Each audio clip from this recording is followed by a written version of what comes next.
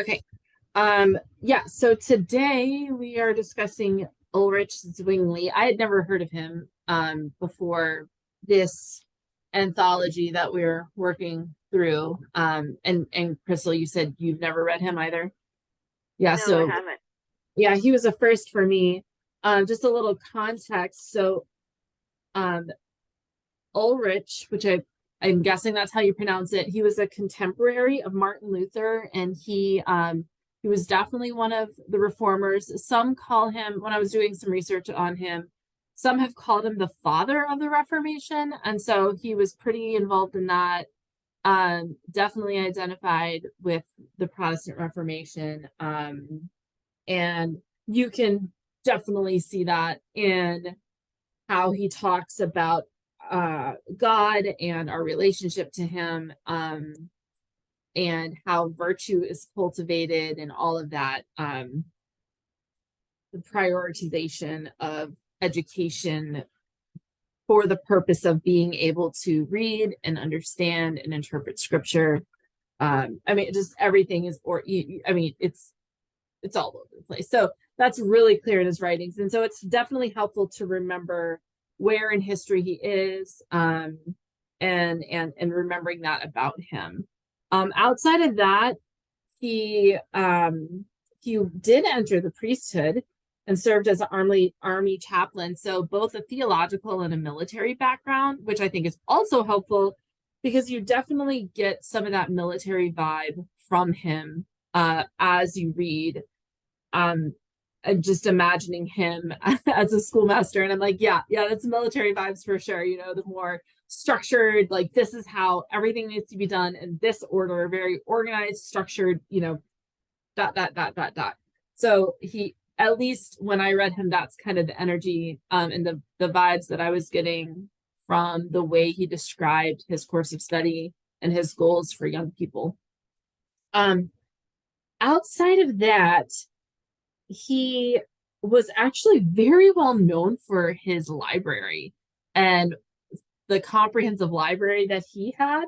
Um, but he doesn't when he, and we'll get into this in the reading, but you don't see, even though he had this comprehensive library, his primary focus in terms of this document, what he's writing, is learning Latin, Greek, and Hebrew, which of course would include many works.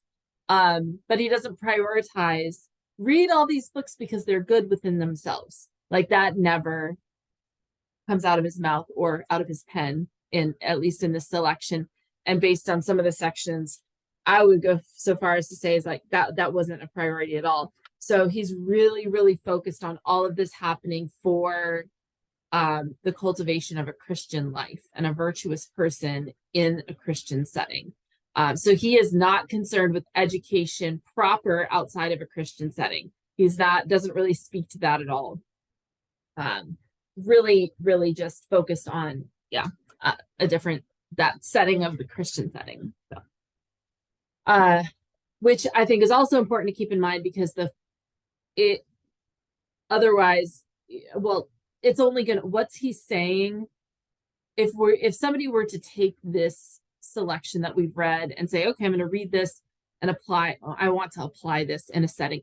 The only setting, the kinds of settings that the entire thing would speak to is a Protestant Christian school. And so it's very much focused in that way. Like this is the very niche audience I am writing to. And so that's really his audience, is those concerned with that question. Okay, so that's a little background. This particular section, and it's entitled Of the Upbringing and Education of Youth. He wanted it to be a much longer work, but he never got around to actually writing that. So he compromises and writes this as much as he can with his thoughts in a looser manner. And then he really starting with, hey, I know this isn't the work I wanted. This is going to be, has to be good enough because this is all I'm going to be able to get out and down. And so he's wanting it. to me, it seems like, that impulse to leave a legacy and to write down everything you've done and be like, okay, this is how I did things. This is what's important. These are the things I want to say about how we bring up our youth and the education of youth. And so, bam, here's my theory. Here's my thing. This is what I promote. This is how I have done things. And let me share with you. So it's that kind of thing. Okay. So I'll pause there with the introduction. And we can do a couple things. Like if you already have thoughts that you want to bring up, let's dig in there. Otherwise, we can read sections together and discuss them, or just kind of walk through wherever the spirit leads, for our discussion today. Yeah, I found this reading somewhat uninspirational in some ways, and maybe because it's so cut and dry. And I found the first part more inspirational than the others about the necessity to really be grounded in the Word, and but there didn't seem much.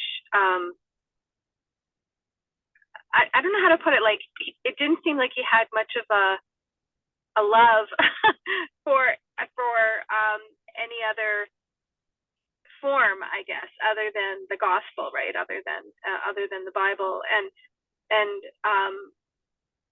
that always kind of leaves me a bit wanting, because obviously, Scripture is one of the prime ways to encounter God, but all the other ones seemed to, like you said, coming from his perspective, everything was bad, and we have to control it and compartmentalize it and really put constraints on these other things, even and it really points towards the usefulness of things, like you said, right? Coming from his understanding, I think. And like, even to the point of when he was talking about physical education, like, the wrestling and the and then he kind of disses swimming. And I'm like, oh, that's very interesting that, he's like, there's really no purpose for this stuff. And so I found that kind of interesting, because I guess when I was reading it, I was at first taken, found it made me uncomfortable, I think is a good word. It made me uncomfortable about the parameters he set upon what it means to educate, I guess, right, in okay. Christian discipline. And it made me uncomfortable, because I thought, whoa, like, there's a broader vision, right?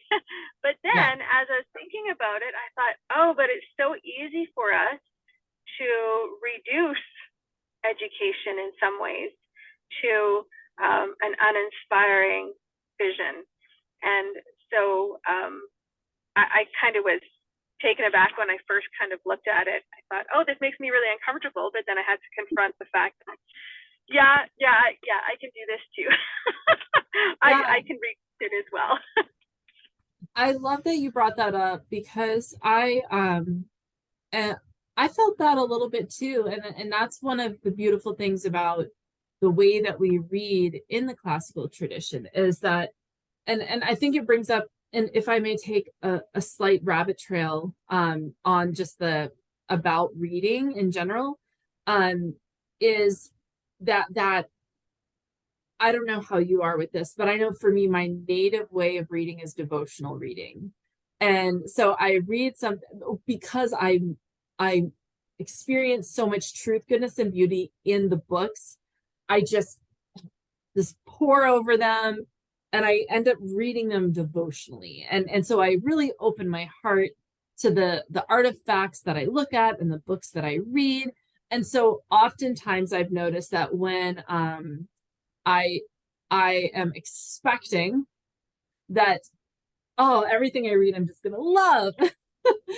And so one of the things that I have learned is how to apply the gift of, or the virtue of moderation, but not in the original way I thought. Before I used to think moderation meant, oh, don't overread or underread or whatever, like moderate. But it was more about moderation of my openness and curiosity. Because I'm insatiably curious. Woo! So curious. I'm like, I want to know all the things. Tell me all the things. I want to understand that. I want to understand that. And then my expectations. And I think those are three virtues, intellectual virtues, when it comes to the practice of reading, that we also have to coach our students in, and ourselves in, because the gift here, or like every time. So one of the things I know, like a lot of people talk about, and he does as well, cultivating virtue by actually teaching the virtues. A lot of people will talk about, oh, we teach virtues, we cultivate virtue by, okay, we're going to teach humility. So we're going to teach about this virtue and give some definition. One of the things I've noticed about the classical liberal arts is that the virtues are taught through the act of doing the art, whatever art we're focusing on. So in this example, me choosing to just come outside myself and seek to understand what Ulrich is saying without an expectation that it has to be true, that it has to align with my life, and that I have to feel excited or inspired or anything about it. It can fall flat emotionally for me, and that doesn't mean that it was a waste, and it doesn't mean that it was it doesn't have any truth, goodness, or beauty in it.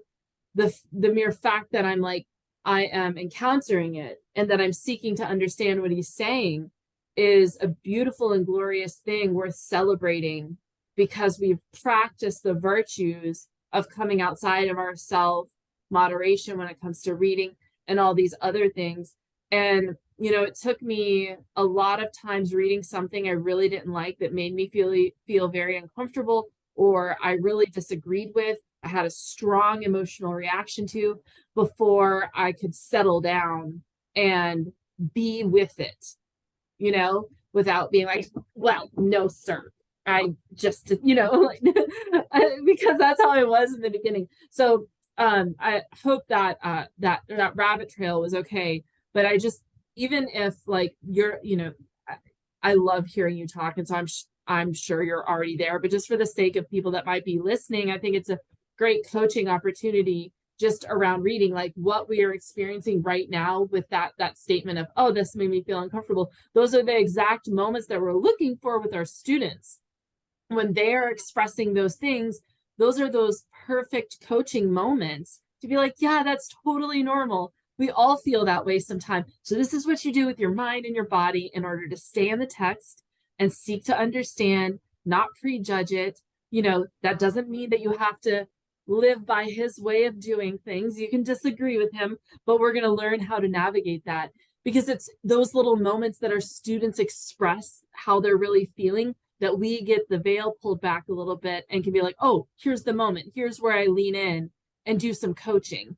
And so just, it was a good opportunity to mention that. So I thought I would, but yeah. No, that's very interesting, because I think that when we don't, like, for myself, I can speak for myself. I didn't come from a classical education background in my formative years. And it's only been in the last 15 or 20 years that I have been exposed to a different way of approaching education and life, basically, right? Because classical education really reveals to us a way of being in so many ways. And so I find that there is, I think one of the things that made me uncomfortable about this was because I found it uninspiring. And that was so much of my experience of education for so many years. And you spoke to, you're so curious and you're so full of wonder, and you just want to, become intimate with it all and get in there, right? And I think that in my experience as a young person, I had that desire, but the environment I was in, the atmosphere I was in, didn't leave room for that. It didn't foster that. And so, yeah, I had a very strong reaction to reading it. Yeah. But I appreciate the idea that, okay, yeah, like it's important to understand that we're going to have these, because we don't want to just become like AI and just have a formulated response to these things that we encounter. We want to have that human response. And right. So that, because ultimately what I'm looking for when I read these things is the transformation of my soul, right? And so if I teach myself out of that, or ignore the fact that I'm having some sort of a response to it being uncomfortable, if I teach myself out of feeling that or recognizing that, then I lose a part of my humanity, I think. So absolutely. I think it's important that you guide us. I'm the only person here today, but that you guide us through that, because I'm in this, like I said, I don't even think I really got past much of that uncomfortableness. Only to the next phase of saying, oh, wait a minute here, I'm uncomfortable because I experienced this and I don't want that for myself or for my children. But I like how you say that it's important for us as we mature in our education that we learn to be able to approach these things and say, I might not find truth, I might not find, right, but I'm still going to pursue it because it's important for me to see if this can be transformative, I guess. Yeah. Absolutely. And I mean, also, I love that because the feeling actually is an entry point into the text. So we can explore that. So I love what you said about having the human response to it, because you're absolutely correct.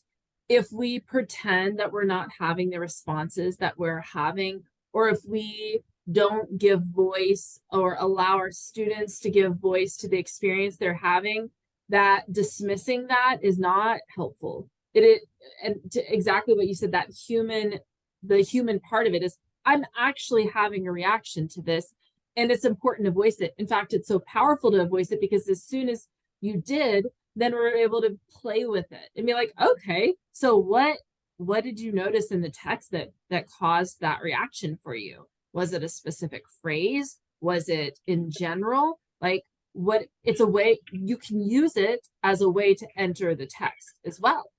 And then that becomes the bridge to being like, okay, so now let's look at what he's saying. And so let's play with that. What do you think caused that reaction? Was it a particular paragraph or section? Was it in general?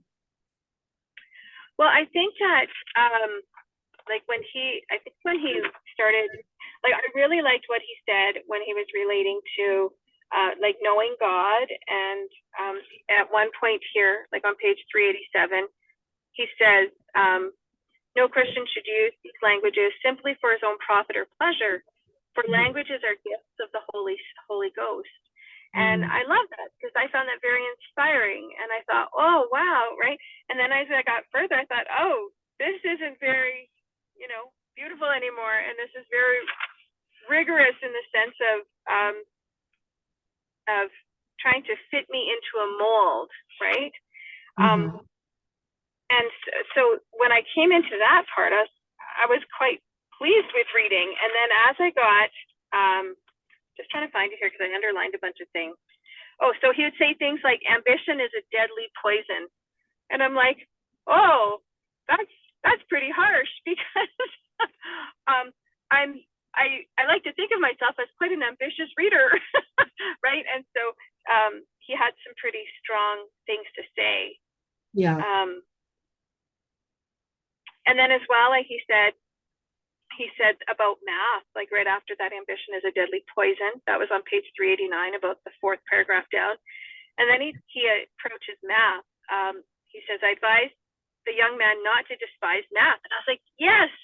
But then he says, but it does not yield any great profit to those who grow old in its service. And I was like, what? Like, math is so beautiful. Right. So I felt I didn't know quite where he was going with all of them, I guess, all of these points that he was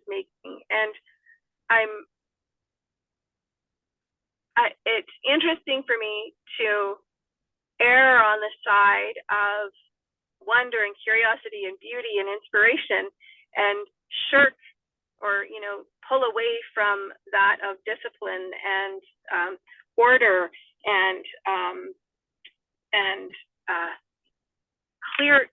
clarity in definition of terms, maybe, right?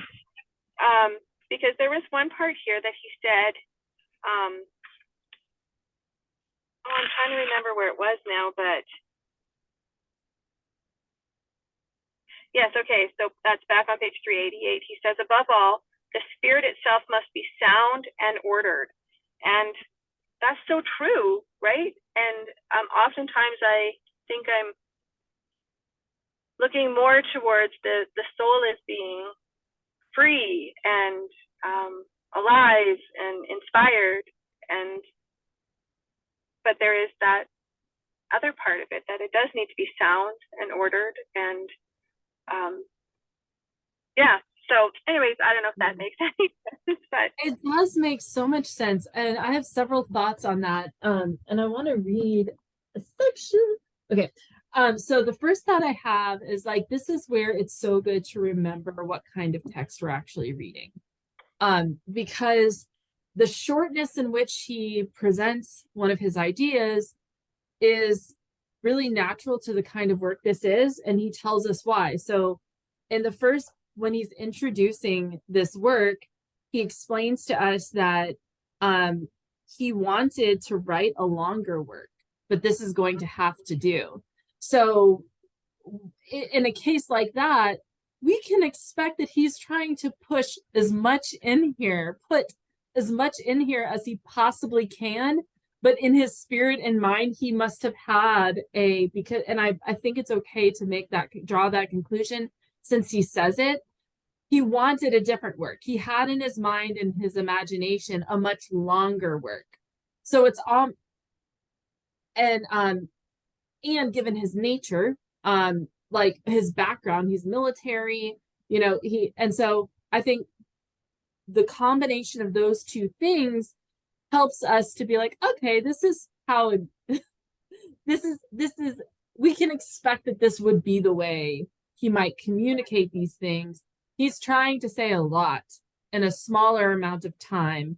He had on his heart to say a lot more. And so some of it could also be just, he's not fleshing things out as much as he would have wanted to. It's a lot more concise. He's not fleshing it out as much. He's not using as much flowery language, the kind of sentences that feel inspiring, and metaphors, and all of that. So he's just getting down to it. So I think that's important to keep in mind, his writing style and his purpose, which he told us, which gives us information about how to read it. The other thing that you said made me think of this dynamic, and I hope, do you mind if I read a section from another work? Or I know some people are very like, stay in the old. Okay, so there's this essay by Wendell Berry called Poetry and Marriage, and he's talking about the difference between form and inspiration, and he uses this metaphor. I actually don't need to read it, I can just say it. But he uses this metaphor to explain these two things of the two muses. There's the muse of inspiration, and there's the muse of form. The muse of inspiration brings inarticulate visions. It's that sweeping you away. It's freedom, it's possibility, it's openness. And form comes to say it is harder than you think. And it brings you back down to earth a little bit. It gives you the form, it's the glass, and the inspiration is the water.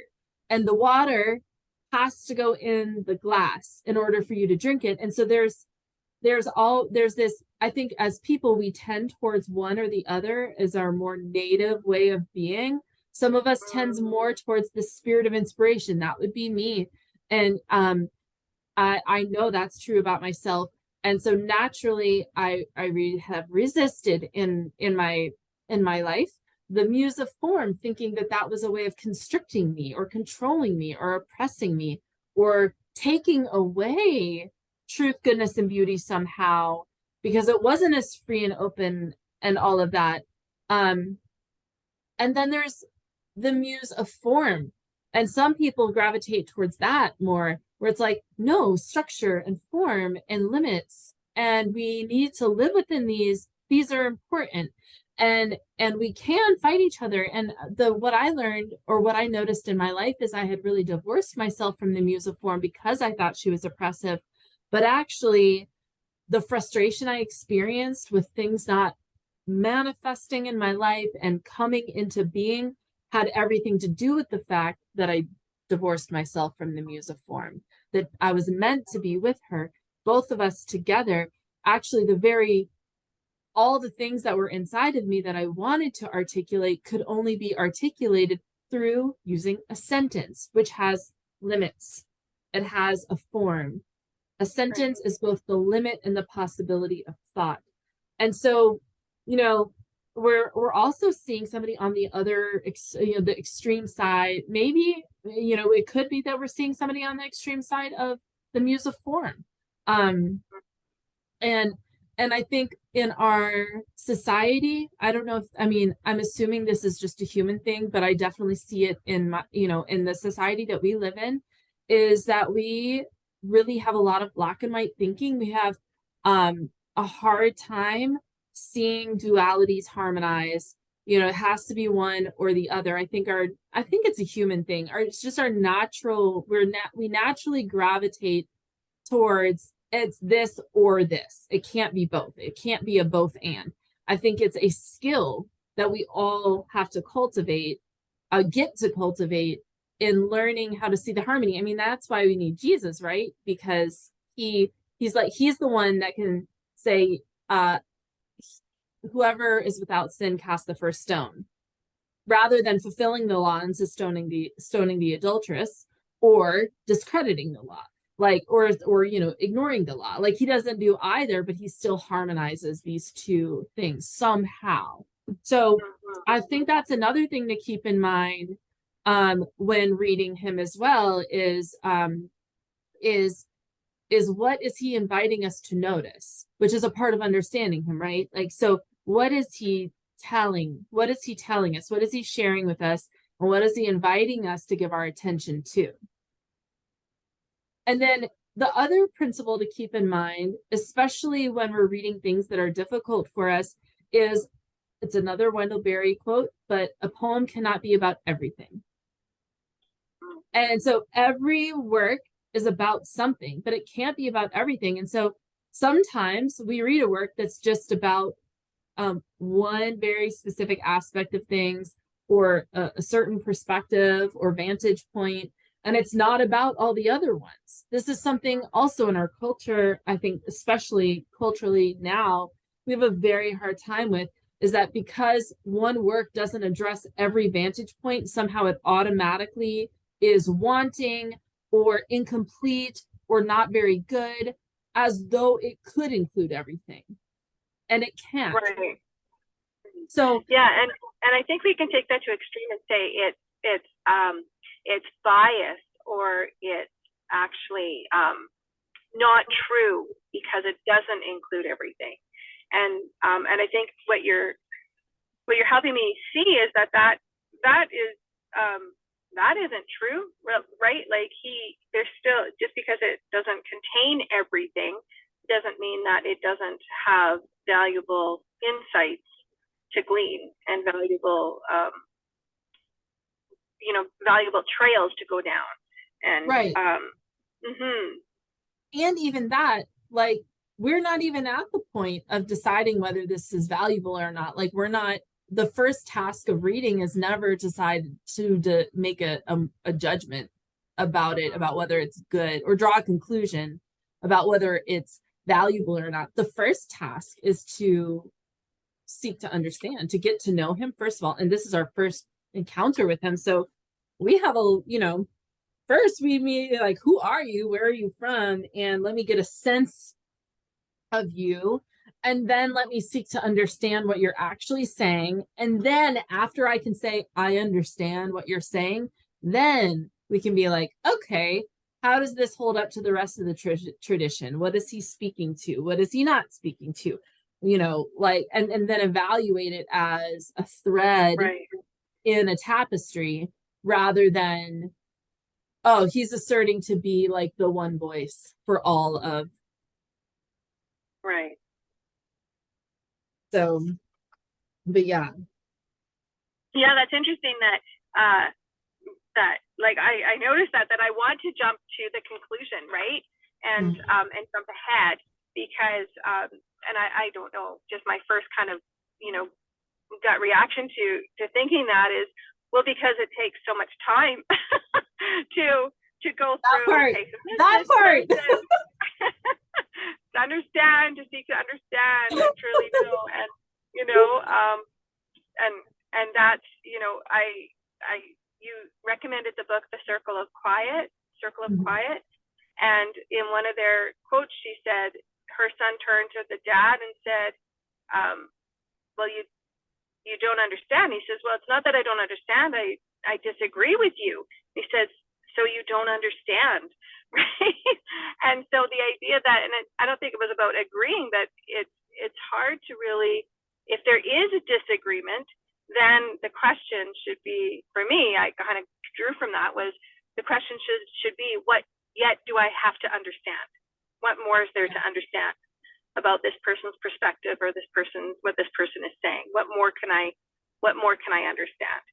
That's kind of like a next level. And then and then maybe I would still disagree, but I think pushing myself to try and understand more so that I don't make that judgment call.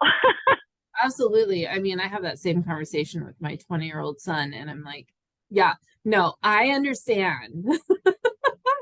I don't agree with you.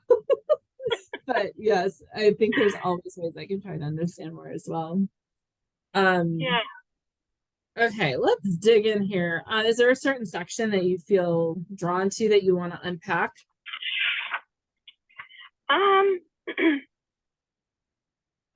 Yeah, I think really, like, as he goes more into, sorry, it's a bit awkward. My phone keeps moving, sorry, as I'm flipping pages.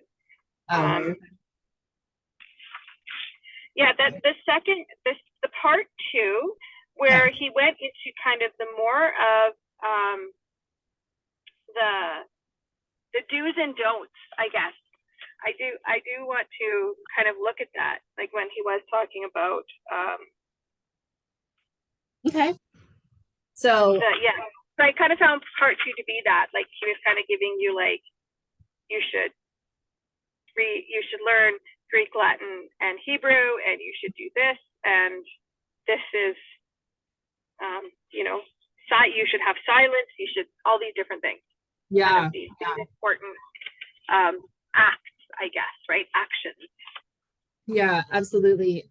So the first thing is, you know, grounding ourselves in this section. If we go back to the introduction, he enumerates for us the three things he's going to be talking about.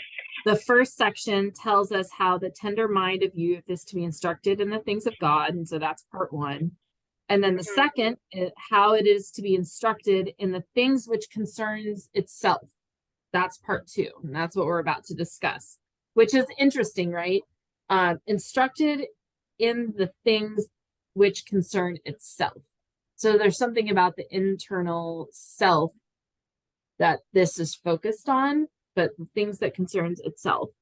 And then third, how it is to be instructed in conduct towards others. So, and it comes to like academic disciplines, part 2 really is the main section that's focusing on the academic realm, so to speak. So he grounds us again in the first sentence. Once a young man is instructed in the solid virtue, which is formed by faith. So that's part 1. So he's saying virtue formed by faith, and he explains how he thinks that happens in part 1. It follows that he will regulate himself and richly adorn himself from within. For only he whose whole life is ordered finds it easy to give help and counsel for others. So first, he's letting us know exactly what he thinks all of this is going to do. It's going to regulate himself, which, well, to me, the first question that came to my mind when I read that was, how is regulating yourself different from virtue? From the virtues that you were talking about in section 1, because isn't moderation a kind of virtue? So that was the question that I'm still asking about this. I'm still thinking about that. But first, we're going to regulate himself and then richly adorn himself. So that's the purpose. For what purpose? Or that's what we're doing. And then for the purpose of giving help and counsel to others. Yeah. So everything that we read needs to be in context now of that. Regulate. That's what he is talking about, that idea through the rest of this section. Okay. So I'm just going to ask you something. Go ahead. So when you were talking about virtue, like I have come across this. I don't know if it's completely accurate or not, but from what some of the things I've read, they talk about like an action becomes a habit, and then a habit over time, like that action becomes virtuous, right? Becomes virtuous. And a virtue, what characterizes or really constitutes a virtue is when it is a part of our character then, right? It's no longer like a habit that we consciously and then eventually subconsciously do, but it actually becomes a part of our character. And that's when it is technically a virtue. Now, I don't know if I'm saying it right, or if that's because I have to go back and read it again. But so maybe as you were thinking, I was like, oh, so maybe what he's saying is regulating is the habit, right, that are being built, and then the adorning himself from within is actually that the change that happens from habit to virtue when it becomes part of your character, and you're actually adorned now from within with this trait, this characteristic. Oh, that's a really interesting thing to wonder. I would encourage you, write that as a question in the margin and frame it as a question. I wonder if, and then what you just shared, that's a great question about the text. And so that will be interesting to keep in mind as we continue looking at it. Yeah. Yeah. I do think, and just to, I don't know if you were asking, but I mean, people talk about virtue in different ways, but I think that the way that I've heard it talk about and the way I conceive of it seems similar to what you're saying. You know, I've heard it said that a virtue is a faculty fully developed. So that's in line with habit or skill. The church fathers, which I would probably most describe to in terms of thinking about these ideas personally, talk about virtues. Well, the soul that is completely virtuous is the ordered soul. And so virtue are those habits or ways of being or that are ordered in the soul. And then to the extent that you have those virtues in, and I like what you said about it becomes your character, because I've used the word integrated, but yeah. So I think we're like dancing around it in the same way. It's one of those things. It's like, can you just give me a definition for virtue? No, we can't. Not allowed. Not allowed. I know, right? Please infuse me with the wisdom to know, right? Okay. All right. So now he's getting into the stuff. So instead of listing, what I think is really interesting in this list of stuff that he gives is he doesn't use any of the traditional liberal arts terms, but you can see those things at work in here. So first thing he says, they need, well, let me, hold on. Let's see. I may have put it away. Let's see if I can remember the quote. I think I can. So first of all, he he presents us to the study of Hebrew, Greek, and Latin for the reason he can do that most readily. And what he's talking about, studying the Word of God. So he presents us back to this purpose of studying the Word of God. He can do that most readily if he is well versed in such languages as Hebrew and Greek. And then he gives a case for Latin. So he sets this out that in order to read the Word of God and be focused on that, then you have to know these languages. He says, start out with Latin, then study Greek, then go to Hebrew. And then he gives us a little, so at first, we just know that we have a list. What he's saying is prioritize Latin, Greek, and Hebrew for the purpose of studying scripture, which of course is then built on all these other goals that he's laid out. And he doesn't give us any other, he doesn't give us much other insight in terms of how we are to study those, what that looks like, which I think maybe some of the confusion can come in. It's like, okay, that's great. I know to study it. So what do you mean? He does give us one clue though. And because he's working within a tradition, this educational tradition, we can also assume some other things. So a couple things to help unpack this. First, in the text, he says, at the end of the second paragraph, he says, but the soul, like Ulysses, can steer safely past all these. And basically he's saying like vices, wantonness, ambition, violence, cunning, vain, philosophy, and the like.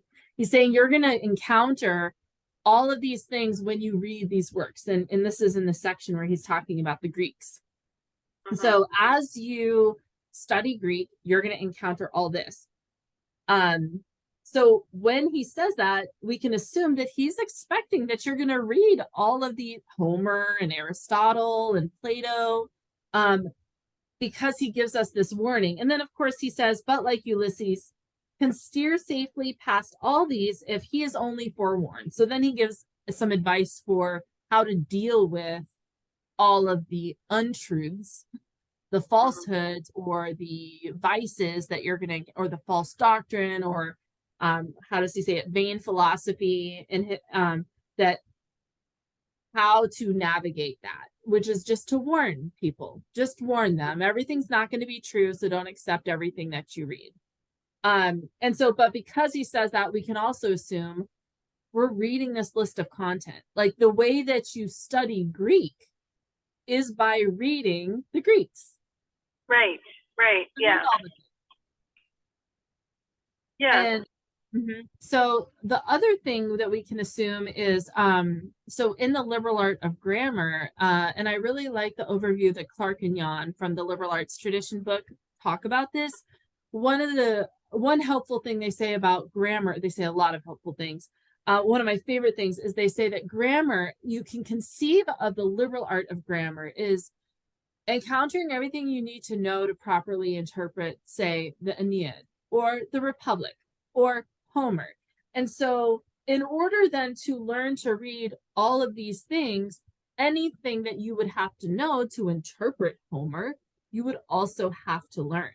So even though he's saying study Greek, it also includes all the things you have to study in order to interpret Homer or whatever other Greek work that you're studying. And all of that can be assumed. But again, we have a shortened thing that he's writing. It's not the lengthy thing. And so we're only getting a snippet of what that would include, but it would include all those other things as well. Interesting. Okay. I like that. I like that that's that you're able to pull from, like you're able to pull from what he's saying to assume certain things, right? Like what you said. If you're going to be reading Greek, he's implying that you're going to be reading these. Like if you're going to learn Greek, he's implying that you're going to be reading these things, right? And so are you saying that like some of the things that he will have, that the student would have to learn as well, would be things like virtue, because they're going to encounter some of these things like ambition and violence and cunning and vain philosophy, right? So that's that discernment, right? Is that one of the things that you think that the student would be needing to learn as well alongside of learning Greek? I think that, well, okay, a couple paragraphs down, I think he speaks to that. He says, um, well, I'll start with if a man would penetrate. If a man would penetrate to the heavenly wisdom with which no earthly wisdom ought rightly to be considered, let alone compared, it is with such arms that he must be equipped. And and even then he must still approach with humble and thirsting spirit. So I think that's part of it. And then the second part, he said, if he does come, however, he will everywhere find patterns of right conduct. That is, he will find Christ himself. So he's using right conduct synonymously with Christ, the perfect exemplar of all virtues. So Christ is virtue, essentially, is what he is saying. And wherever you see virtue, you are seeing Christ. So, however, he will everywhere find patterns of right conduct, Christ, virtue. And so, and if he knows Christ fully, both in his words and deeds, he will know that in all his acts and counsels, so far as human frailty allows, he must venture to manifest some part of the virtues of Christ. So I think he's saying is wherever, that I think is part of the Westminster Catechism, all truth is God's truth. I'm not sure what catechism it's a part of, but I know it's something that some tradition is known for saying. But I think it's that idea. And I think it's also built on what he's saying in part one, that he's saying, if you start here, that this is the foundation on which, I think that's why he starts with the virtue training. And because to him, he says that that is how you will prepare a person to actually go and study these things, because you'll know Christ. And so you'll find him everywhere because you already know him. Yeah. Oh, yeah. That makes a lot of sense. Yeah. That's what he's saying. It seems to be the argument that he's making. And so it's almost like he's saying that when the person comes to know Christ intimately, then we recognize, right? We recognize, like what he said, because he's the perfect exemplar of all virtues, we're going to recognize those things that are true, good, and beautiful, right? And be able to discern those things.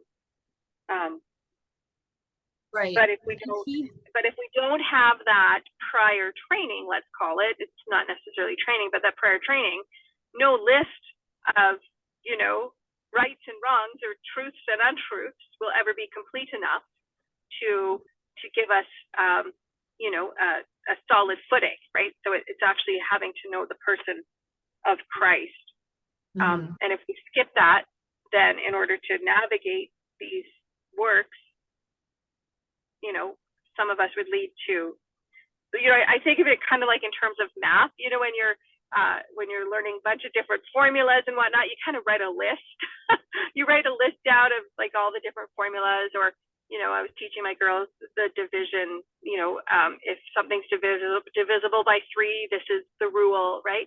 You can write down kind of all the rules.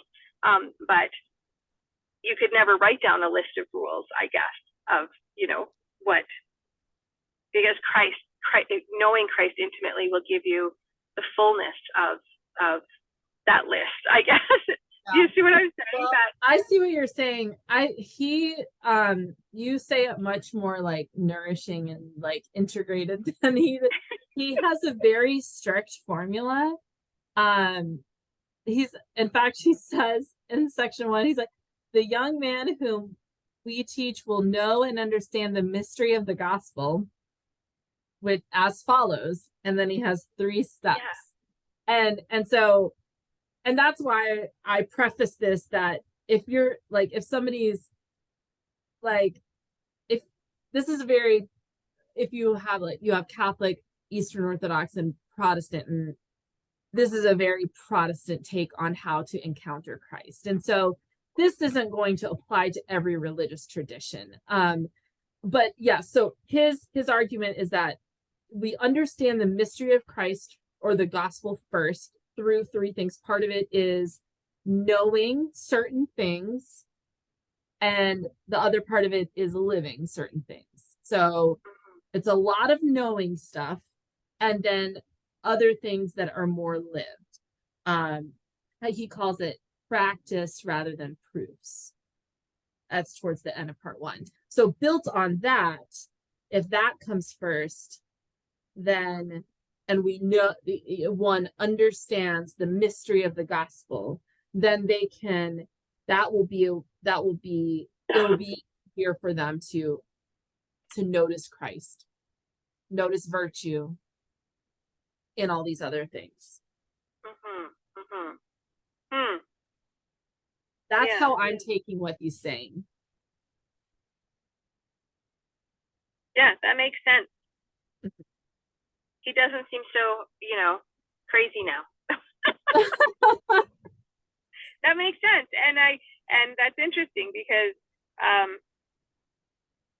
would have never, I don't think I would have pursued it that much, right? Gone far enough into even just that first little section to say, oh, what exactly is he, I just read it and go, oh, that feels awful. But I love that you voiced that, though. I think it's so powerful. Like, don't ever lose that. Whenever you notice that, grab it. And I would even grab a pen. And if your students have this experience, your kids have this experience, grab a pen, write about your reaction and what in the text is causing you to feel that way. What section, what words, like, put it down in writing as soon as you can, because that right there is gold for coaching opportunities as you work through a text with your students that's really meeting them where they are. I mean, when we have energy around something, this is my philosophy. If I have energy around something, it's an invitation for me to go deeper with it. And if I have a strong reaction, that's an invitation. Like, you should probably look at that, Jen. What's under that? Why are you having a strong reaction? What is there for you? Why do you feel that resistance?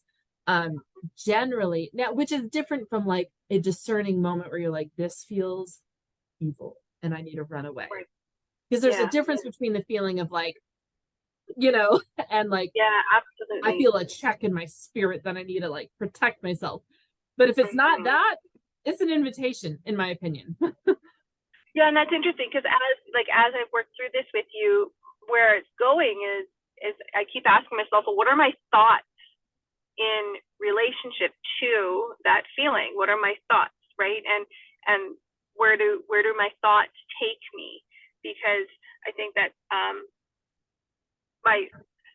initially it made me uncomfortable, and my thought was, well, this won't have value, right? Based upon what I understand about classical education now in comparison to what I experienced prior, right? So these thoughts that are not necessarily true or don't work anymore now that I've encountered, right, this piece. Yes, that is it. I could cry. I'm so happy that you noticed that and could articulate that, because so many people feel what you felt and don't ever connect it the way you just connected it. So that is just incredible and so powerful that you noticed that, because that is what prevents us. This is where so much of the fear comes from exploring works that aren't aligned with our beliefs, because of what you just said. We're afraid it's going to hijack everything that we knew, and everything we've based our teaching on or our life on is all of a sudden going to become like, that doesn't matter, or that wasn't true. You lived your life based on a lie. And that is terrifying. Of course we would have a reaction to that. And so but notice how much just voicing it took the power away, and we made it neutral. We took that power away, and we're like, okay, notice it. You can just witness what you're feeling and thinking, and it doesn't have to have any meaning at all. But we can still just seek to understand what Homeboy is saying. Maybe we align with it, maybe we don't. But we can choose that. And when we get hijacked, though, we gravitate, like, well, yeah. And so I love that. And I think it's a really good thing to remind ourselves and our students that we're seeking. It's like people at a dinner party. And I love to present this image for my teachers and students is, if we imagine any author that we might be reading as a guest at a dinner party, we would never say that that one person at the dinner party had the corner on truth, that everything that they said, we all had to listen to and believe and change our whole theory of life on.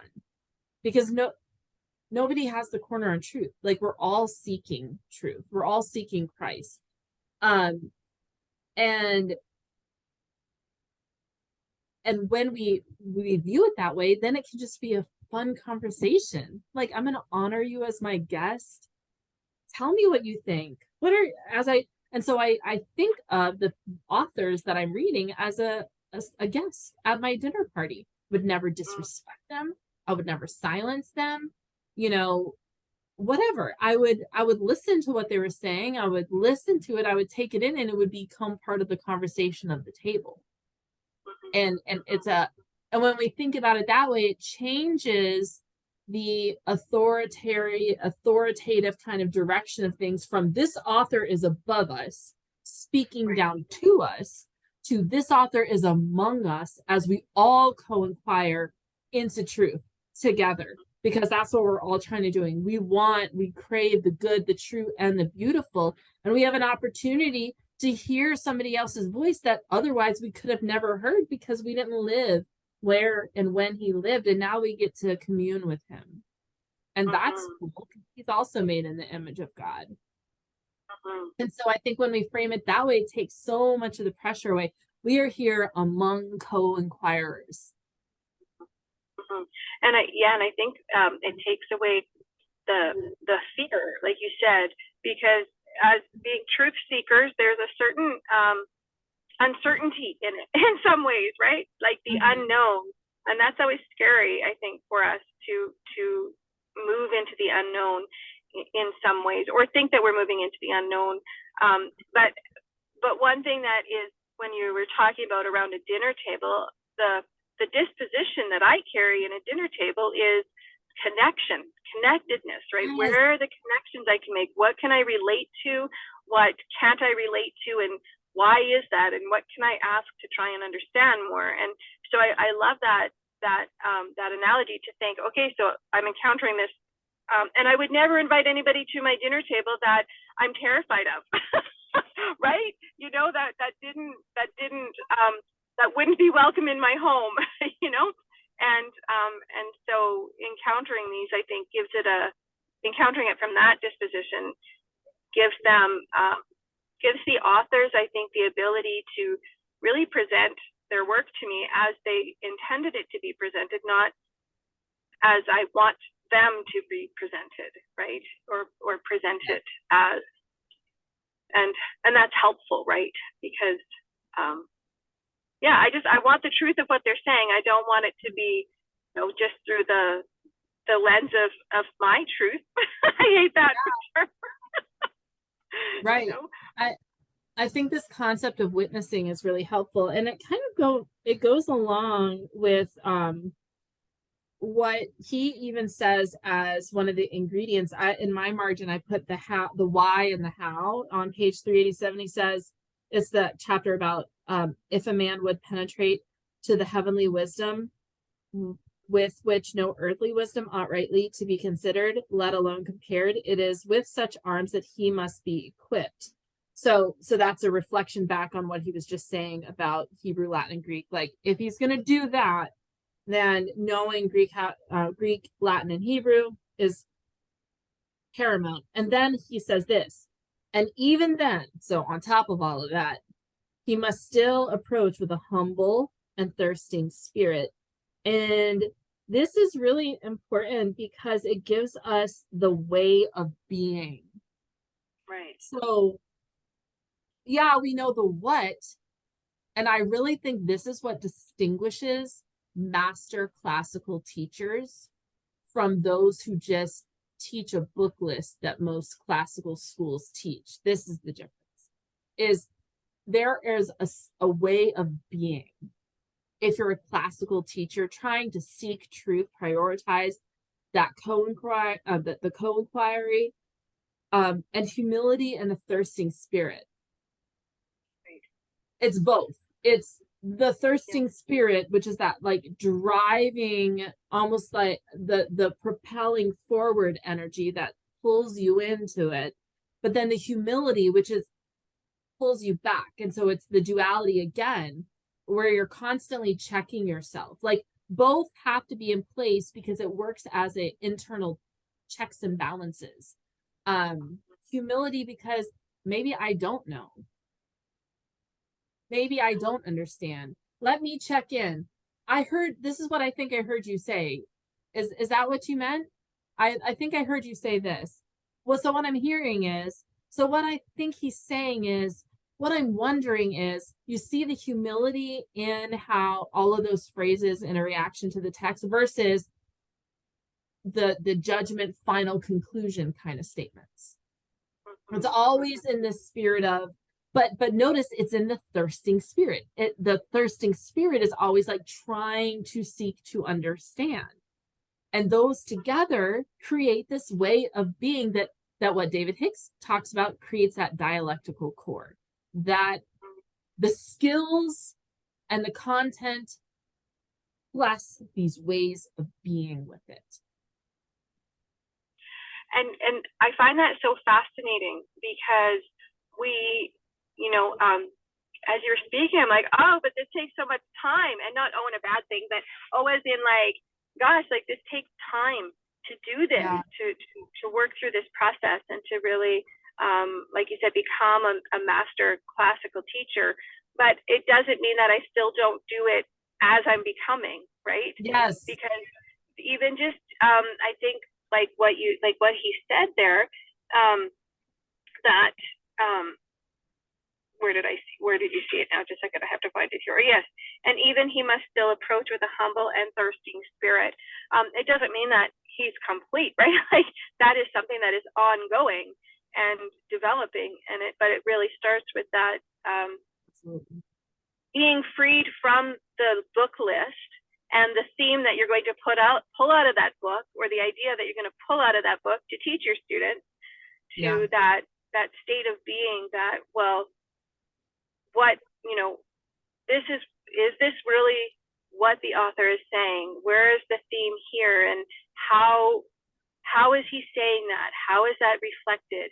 Am I reading this, through his lens, right? And I think that's encouraging for, those of us that are slowly meandering our way, that I can continue to grow and develop as I lead my kids and my students through this process as well, because we both will grow, I think, Absolutely. And I mean, and when you think of how much discipline it takes to stay in a space of humility and that thirsting spirit, I think it's easy to see. Maybe it's not, but to me, it's like, oh, well, that I have to practice virtue to actually practice that.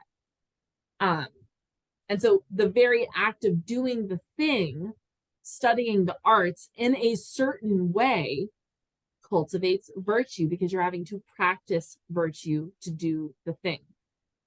Exactly. Yeah. It's not the content, although the content does contribute. It's practicing the thing in a certain way. Yeah. Yeah. I like that. Practicing the thing in a certain way. So did you have any thoughts about the silence thing? What did you think about that? Or, I had a reaction because the first thing he says is talking about wives being silent. I was like, sir. I am silent on many fronts. I do learn a lot of humility because there are a lot of things I don't say.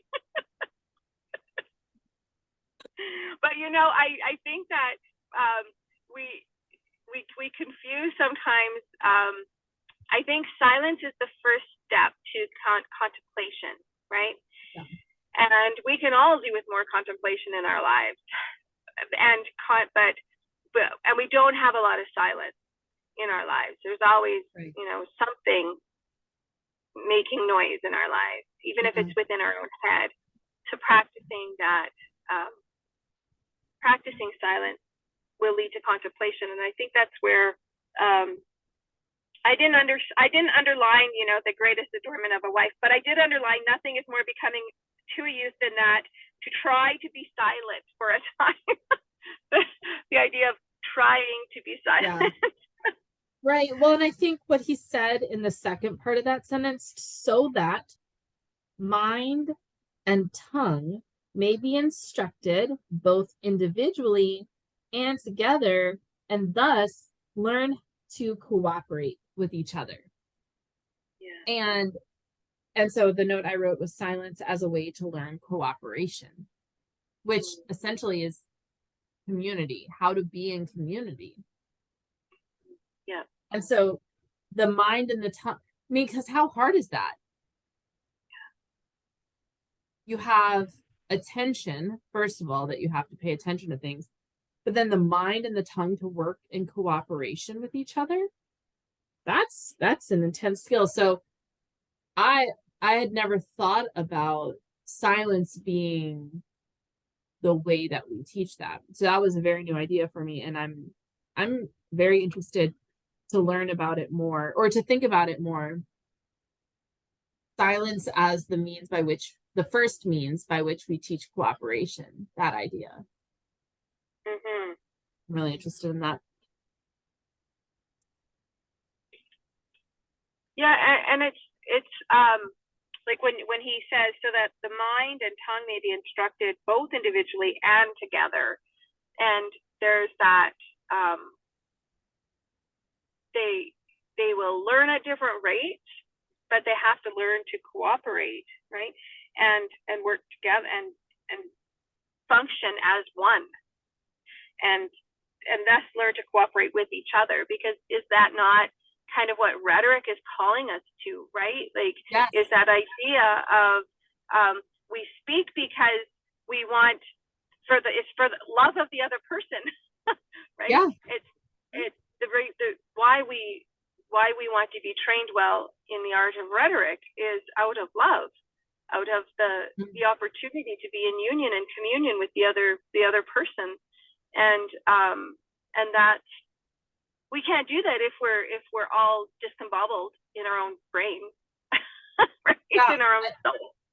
That's also, I love that you said that, because for like the next 1, 2, 3, 4 paragraphs starting on 388, I feel like that's what he's talking about, is rhetoric and oratory. And so I love that you use that as the precursor to rhetoric, and I think you're absolutely right. That has to come first before you can actually get specific training in rhetoric. You have to learn how to collaborate what you have, and then with the greater community, right? How do you respond to somebody if you're not listening? If you don't know how to listen, if you don't know how to hear what they're saying, it becomes much more difficult. And is that not kind of, the underlying course of dialectic too, right? Of logic, is that that opportunity to listen and respond in proper, like in logical and ordered ways, and so that's interesting that's tied up in there as well, because we have to be able to order our thoughts and our understandings logically, so that we can.